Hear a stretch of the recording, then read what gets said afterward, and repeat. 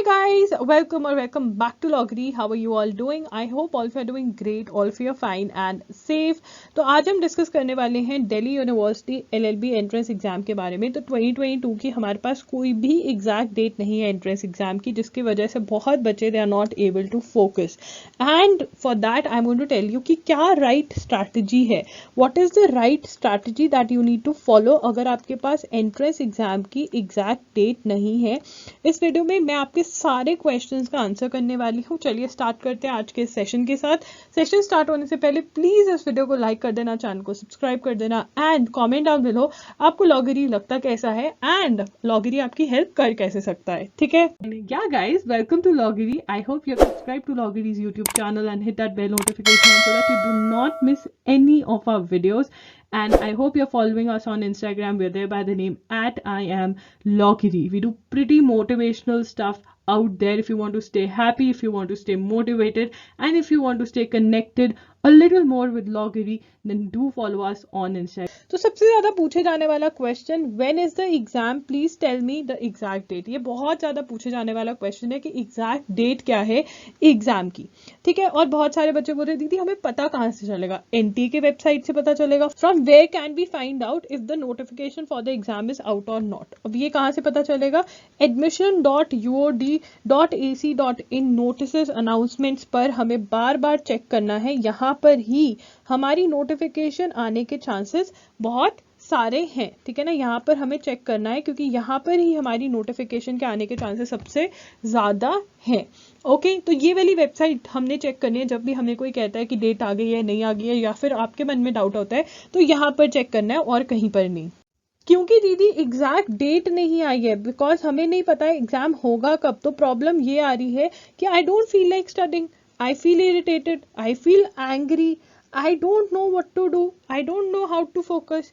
तो क्या करना चाहिए? देखिए, अब यहाँ पर मैं पहली चीज बताती हूँ, प्लान योर बैकअप ऑप्शन, ठीक है? अगर आपका एग्जाम हो जाता है और क्लियर नहीं होता तो कुछ तो आपने सोचा होगा ना। कुछ बच्चे कहेंगे कि हमने कोई और लॉ स्कूल में एडमिशन ले लेनी है, ठीक है, फाइन। आप कहोगे कि मुझे जॉब करनी है और साथ में मैं 3 ईयर लॉ की प्रिपरेशन करूंगी जब तक कि मुझे बेस्ट 3 ईयर लॉ नहीं मिलता। बहुत बढ़िया बात है, आप ड्रॉप ले लेंगे या फिर कोई और एनी अदर कोर्स या कुछ करना है तो वो अपना बैकअप भी सोच कर रखें। और अगर उसके लिए कोई एक्शन आपको अभी से लेना है तो वो लेना स्टार्ट कर दीजिए, क्योंकि एग्जाम डिले हो रहा है। तो अगर आपको लगता है कि मेरा पूरा साल वेस्ट हो जाएगा तो उसके लिए ये वाली चीज बहुत ज्यादा इंपॉर्टेंट रहेगी आपकी। उसके बाद सिलेबस इज नॉट कंप्लीट। अब यहाँ पर मैं आपको एक और बात कहना चाहती हूँ, जैसे एमएचसीटी का रिजल्ट आ जाएगा, एमएचसीटी के आपको अगर टॉप कॉलेजेस में एडमिशन मिल रही है तो ले लो, डोंट लीव इट, ठीक है? या फिर किसी और कॉलेज में आपको अच्छे कॉलेज में एडमिशन मिल रही है तो आप एडमिशन ले सकते हो। अब एक तो ये होगा कि हमारे पास एक बैकअप प्लान होना चाहिए, ठीक है? दूसरा हो गया कि आपका सिलेबस कंप्लीट है या नहीं। अगर सिलेबस कंप्लीट नहीं है तो जितने आपको डेज मिल रहे हैं ये आपको एक्स्ट्रा डेज हैं, ठीक है ना? ये आपको एक्स्ट्रा डेज मिल रहे हैं तो उसको यूटिलाइज करें कि अपना सिलेबस कंप्लीट कर ले। सीक्वेंस आपको मैंने प्रोवाइड करी हुई है, सीक्वेंस ऑर्डर प्रोवाइड किया हुआ है, लिंक डिस्क्रिप्शन बॉक्स में दे दूंगी, सबसे रीसेंट वीडियो का, वहां से आप चेकआउट कर सकते हैं। उसके बाद सिलेबस इज कंप्लीट। आप कह रहे हो कि दीदी मेरा सिलेबस बिल्कुल मैंने कंप्लीट कर लिया, मैं क्या करूं? अटेम्प्ट करो मॉक्स, पीवाईक्यूज में से मॉक्स अटेम्प्ट करो, ठीक है ना? अगर आपको मेरे मॉक्स चाहिए तो कमेंट डाउन बिलो, जोर जोर से कमेंट करोगे, हर रोज याद दिलाओगे तो पक्का से मॉक्स आएंगे। और उनको एनालाइज करना बहुत जरूरी है। देखिए बेटा, यहाँ पर मॉक्स अटेम्प्ट करना एक बात है, क्या कह रही हूं मैं? मॉक्स अटेम्प्ट करना एक बात है और उनको एनालाइज करना दूसरी बात है। तो मॉक्स को एनालाइज करना हमारे लिए बहुत ही ज्यादा इंपॉर्टेंट है। अगर आप मॉक्स सिर्फ अटेम्प्ट कर रहे हो, उनको एनालाइज नहीं कर रहे हो तो कोई फायदा नहीं होना है। सिर्फ मार्क्स देखकर छोड़ रहे हो तो कोई फायदा नहीं होने वाला है। अभी डिस्कस करेंगे कैसे एनालिसिस करना है, और फिर एनालाइज करके वीक टॉपिक्स निकाल लोगे तो work on your weak topics. तो देखो, हमारी प्रिपरेशन कैसी होनी चाहिए? हमारी प्रिपरेशन ऐसी होनी चाहिए कि हम सुपर रेडी हो। एग्जाम की डेट जब डिक्लेयर हो जाए हमारे अंदर खुशी के आंसू आने चाहिए कि अब मैं अपना जलवा दिखाऊंगी, ठीक है? तो super ready for the exam होना चाहिए हमें। एम क्या है हमारा? प्रिपरेशन ऐसी, preparation is such that you can revise everything in 7 to 14 days। 17 नहीं बेटा, 7 to 14 days के अंदर सब कुछ रिवाइज करके बिल्कुल रेडी हो जाने चाहिए हो, ठीक है ना? एक फाइटर की तरह कि हाँ बोलो कहाँ पे पेपर देना है, ठीक है? इतना ज्यादा अच्छी तैयारी होनी चाहिए। बिकॉज देखो यहाँ पर दिल्ली यूनिवर्सिटी के अंदर आपको पता ही होगा एवरी टॉपिक इज इम्पॉर्टेंट, ठीक है ना, क्योंकि हमारे पास क्लियर कट मार्क्स डिस्ट्रीब्यूशन नहीं है, बट हमारे पास सिलेबस है जिसको हमने बनाया हुआ है पिछला एनालिसिस कर कर कर, बट हमारे पास क्लियर कट मार्क्स डिस्ट्रीब्यूशन नहीं है, तो एवरीथिंग इज इम्पॉर्टेंट। तो मुझे पता है कि अगर तुम ये वीडियो देख रहे हो, मोस्ट प्रोबेबली अगर 100 बच्चे हैं तो 99 बच्चों की तैयारी ऐसी वाली नहीं है, ठीक है ना। और जो एक बच्चे की तैयारी अगर ऐसी वाली है तो फिर आप चिल मारो जब तक पेपर नहीं होता, बस करंट अफेयर्स फॉलो करते रहो। यस, करंट अफेयर्स का क्वेश्चन, दीदी करंट अफेयर्स करते रहे। यस बेटा, करंट अफेयर्स फॉलो करने पड़ेंगे, कोई ऑप्शन नहीं है। एग्जाम आयर को फॉलो करो, 6 से 7 की क्लास वहाँ पे फ्री के अंदर हो रही है, उसको अटेंड करो। अगर 6 to 7 तुम बहुत बिजी हो तो रिकॉर्डेड लेक्चर वॉच करने पड़ेंगे, बहुत जरूरी है करंट अफेयर्स वहां से कवर करना। करंट अफेयर्स पढ़ते जाओ, बट तैयारी ऐसी कि आज एग्जाम की डेट अनाउंस हुई तो 10-15 दिन में सब कुछ कर कर रेडी हो गई मैं, ऐसी तैयारी है तो बढ़िया है, फिर खुश रहो, फिर नहीं टेंशन लेने की जरूरत, ठीक है। हाउ मच टू स्कोर, कितना स्कोर करना है हमें, स्कोर कितना करें हम इस एग्जाम में, ठीक है। ये अनरिजर्व कैटेगरी की बात कर रही हूँ, एक डिटेल्ड वीडियो करा हुआ है, डिटेल्ड वीडियो जिसमें हर एक कैटेगरी का कट ऑफ और सब कुछ डिस्कस किया हुआ है, उसका लिंक डिस्क्रिप्शन बॉक्स में प्रोवाइड कर दूंगी, वो आप चेकआउट कर सकते हैं। यहाँ पे सिर्फ अनरिजर्व का मैं डिस्कस कर रही हूँ आपको आइडिया देने के लिए। देखिए, अगर हम फर्स्ट मेरिट लिस्ट देखते हैं दिल्ली यूनिवर्सिटी की, तो टॉपर के 351 आए आउट ऑफ 400। आपको यहाँ पता ही होगा कि 100 MCQs आते हैं हमारे दिल्ली यूनिवर्सिटी में, 1 MCQ is equal to 3 marks, therefore paper 4 marks, 3 marks क्यों बोला मैंने, 4 मार्क्स, हमारा पेपर 400 मार्क्स का होता है। तो ये मार्क्स कितने में से है, 400 में से। उसके बाद 234 फर्स्ट लिस्ट में इतना, ठीक है, 234, ये मतलब आप देख सकते हो कि लास्ट लिस्ट में जो बचा गया वो 232 वाला था। तो इसका मतलब ये है कि अगर हम 250 प्लस 300 प्लस का एम रखते हैं आउट ऑफ 400 तो हमारी एडमिशन पक्की है। बताओ, एडमिशन पक्की है, इतना स्कोर कर रहे हो, इतना स्कोर कर रहे हो मार्क्स में कंसिस्टेंटली, तो फिर टेंशन नहीं। अगर नहीं कर रहे हो फिर यार इंप्रूव करो, फिर क्यों तुम रो रहे हो कि पेपर क्यों नहीं हो रहा है, क्या करें।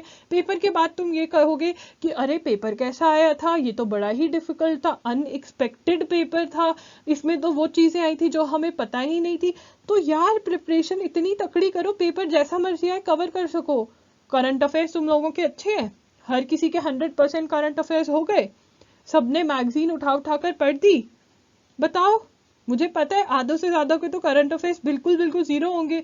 तो पढ़ाई करो यार, दिन मिल रहे हैं तो पढ़ो, क्या चीजें रोक रही हैं तुम्हें।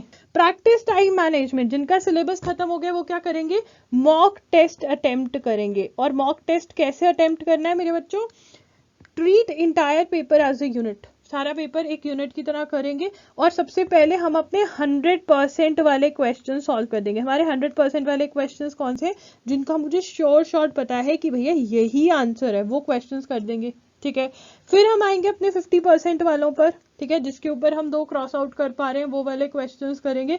और गेस वर्क तो हमने करना ही नहीं है, गेस वर्क करना है, no guess work, zero guess work, guess work नहीं करेंगे हम, ठीक है, गैस वर्क नहीं करेंगे बिकॉज नेगेटिव मार्किंग है।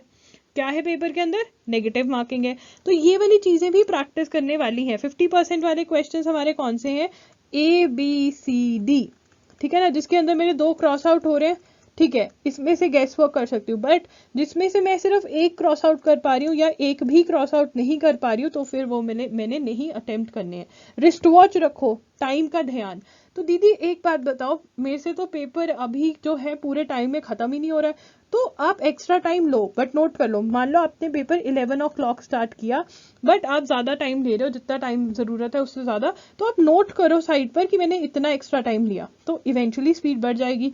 कितने मार्क्स देने चाहिए, हाउ मेनी मार्क्स, कितने मार्क्स देने चाहिए हर रोज, 1 to 3 मार्क्स हर रोज। तो देखो, एवरी डे मैं मॉक नहीं सजेस्ट करूंगी, आप वीक के अंदर अगर 1 से 2 मार्क्स भी दे रहे हो ना, और उसको एनालाइज कर रहे हो, और उस एनालिसिस के बेसिस पे अपना जो टॉपिक्स है उनको पकड़ कर प्रैक्टिस कर रहे हो, उनको बिल्कुल बिल्कुल पढ़ रहे हो, तो बेटा तुम्हारे मार्क्स इंक्रीज करने से कोई रोक ही नहीं सकता। How to increase marks in mocks, mocks के अंदर मार्क्स बढ़ाने कैसे, बड़े ही कॉमन सेंस वाली बात है।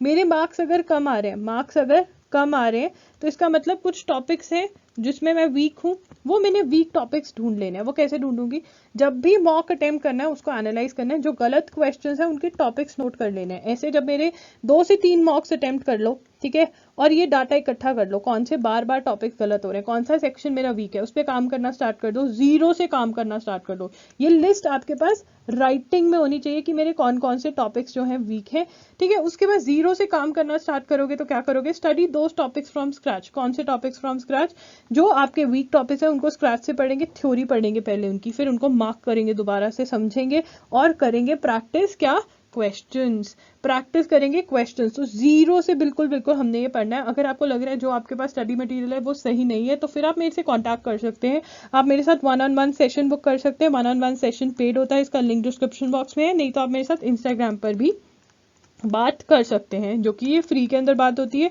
और ये 1-on-1 सेशन जो है पेड है, इसका लिंक डिस्क्रिप्शन बॉक्स में मिल जाएगा। हाउ टू रिवाइज, रिविजन कैसे करनी है, ठीक है, रिविजन कैसे करनी है, रिविजन भी करनी है। सिलेबस कंप्लीट हो गया तो रिविजन करनी पड़ेगी। टाइम टेबल क्रिएट करेंगे, टाइम टेबल के अंदर सीक्वेंस वही रखेंगे जिस सीक्वेंस में तुमने पढ़ाई करी है, जो मैं तुम्हें बताती हूँ, लिंक डिस्क्रिप्शन बॉक्स में, वहां से देख लेना कि टॉपिक्स की सीक्वेंस कैसे रहनी चाहिए। मोस्ट इंपॉर्टेंट टॉपिक्स हम अपने पहले कवर कर लेंगे, कर सकते हैं, येस और नो।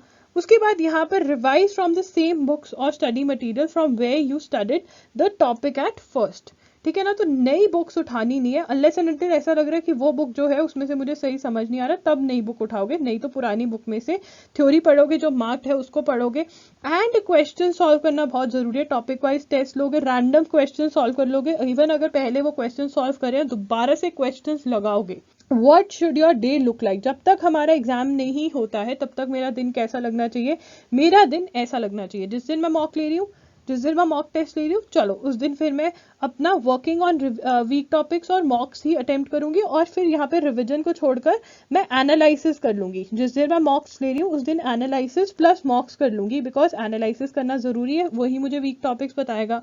अब जिस दिन मैं मॉक नहीं ले रही हूँ, मैंने मॉक नहीं अटेम्प्ट करना है, तो उस दिन मेरा कैसा रहेगा, उस दिन मेरा दिन जो होगा ये वाला पार्ट तो नहीं होगा, तो ये वाले पार्ट होंगे मेरे, रिवीजन करनी है। रिवीजन साथ साथ में जो स्ट्रॉन्ग टॉपिक्स है उनको वीक नहीं होने देना, स्ट्रॉन्ग टॉपिक्स की भी रिवीजन चलेगी, वीक टॉपिक्स पे मुझे काम करते रहना है, ठीक है।